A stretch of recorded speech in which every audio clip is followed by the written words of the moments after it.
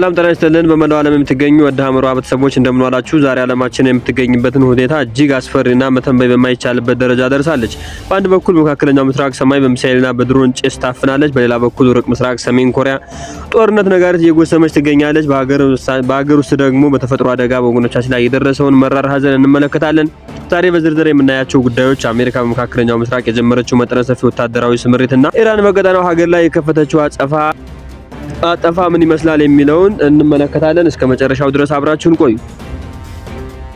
ወደ መካከለኛው ምስራቅ ስናመራ ሁኔታዎች ከቁጥጥር ውጭ እያወጡ መሆናቸውን እንረዳለን። በትናንትና ምሽት እስራኤል አየር ኃይል በኢራን ረጅም ርቀት ሚሳኤል ማምረቻና የራዳር ጣቢያ ላይ እጅግ መጠነ ሰፊ ጥቃት መፈጸሙ ታውቋል። እስራኤል ተልዕኮዋን በስኬት አጠናቅቄያለሁ ብትልም ኢራን ግን ጥቃቱን አክሽፌዋለሁ፣ ሆኖም ተገቢውን አጸፋ ለመስጠት መብቴ የተጠበቀ ነው ማለት ቀጣናው በውጥረት ውስጥ እንዲከታ አድርጎታል ተብሏል።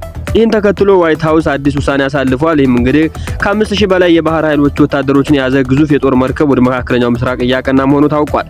ይህ ስምሪት የኢራን የነዳጅ ማስተላለፊያ መስመሮችን ለመዝጋት ወይስ እስራኤልን ለመከላከል የሚል በብዙዎች ዘንድ ጥያቄ እያስነሳ ይገኛል። ፕሬዝዳንት ትራምፕ በቅርቡ በሆርሙዝ ወሽመጥ የንግድ መርከቦች ማጀብ እንጀምራለን ማለታቸው ግጭቱ ወደ ባህር ኃይል ውጊያ ሊቀየር እንደሚችል ትልቅ ማሳያ ነው ተብሎለታል። ኢራን በበኩሏ ለቀጠናው ሀገር ጠንካራ ማስጠንቀቂያ ሰጥታለች። የኢራን ጦር ኃይሎች ቃል አቀባይ እንዳለው ከሆነ የአሜሪካ ጦር ባዶውን ነው፣ ራሱን መከላከል አይችልም በማለት ጎረቤት ሀገራት ከአሜሪካ ያላቸውን ወታደራዊ ግንኙነት እንዲያቋርጡ ጠይቋል። እዚህ ጋር ልብ ሊባል የሚገባው አሜሪካ ኳታር፣ ባህራን፣ ኩዌትና በተባበሩት አረብ ኤሚሬት ውስጥ ግዙፍ የጦር ሰፈር እንዳላት ይታወቃል። ኢራን እነዚህን ሀገራት ኢላማ ያደረገ ለእስራኤልና ለአሜሪካ ጥቃት መነሻ እየሆናቸው ነው በሚል ስሌት እንደሆነ ይታወቃል። በዚህም ምክንያት በነዳጅ ማከማቻ ላይ በደረሰው የድሮን ጥቃት የቀጠናው ሀገራዊ ክፍተት ደህንነት ስጋት ውስጥ እንደተዳረገ ብዙ ተንታኞች የተናገሩ ይገኛሉ።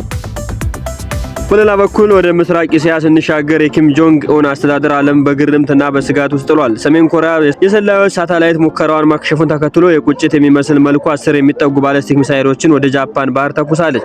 ከሚሳኤሎቹ የበለጠ ግን መነጋገሪያ የሆነው ሰሜን ኮሪያ በመቶዎች የሚቆጠሩ የቆሻሻ የተሞሉ ፊኛዎችን ወደ ደቡብ ኮሪያ መላኳ ነው። ይህ የስነ ልቦና ጦርነት የቴክኖሎጂ ፍልሚያ ወደ ተለየ ጎዳናና ትንኮሳ አውርዶታል። አሜሪካ፣ ደቡብ ኮሪያና ጃፓን በጋራ በመሆን የሰሜን ኮሪያን እንቅስቃሴ በንቃት እንደሚከታተሉ ታውቋል። ይህ ሁሉ ወታደራዊ ግብግብ ኢኮኖሚ ተንታኞች እንደሚሉት ሆርሙዝ መሽመጥ መጠን ውጥረት በዓለም አቀፍ የነዳጅ ዋጋና እሳት እየጨመረ መሆኑ ታውቋል። የኢንሹራንስ ዋጋ መጨመርና የመርከብ መስመሮች ስጋት ውስጥ መውደቅ በዓለም አቀፍ የንግድ ሰንሰለት ላይ መስተጓጎል እየፈጠረ ነው። በርካታ የአየር መንገዶች በረራ ሰርዘዋል። ባለሀብቶች ደግሞ በስጋት ነፃ ወደ ሆነው እንደ ወርቅና ጠንካራ የውጭ ምንዛሬ እየሸሹ እንደሆነ ታውቋል። ይህ ሁኔታ በተለይ እንደ ኢትዮጵያ ባለ ታዳጊ ሀገራት ላይ የዋጋ ግሽበት ሊያስከትል እንደሚችል የተለያዩ የኢኮኖሚ ተንታኞች ይናገራሉ።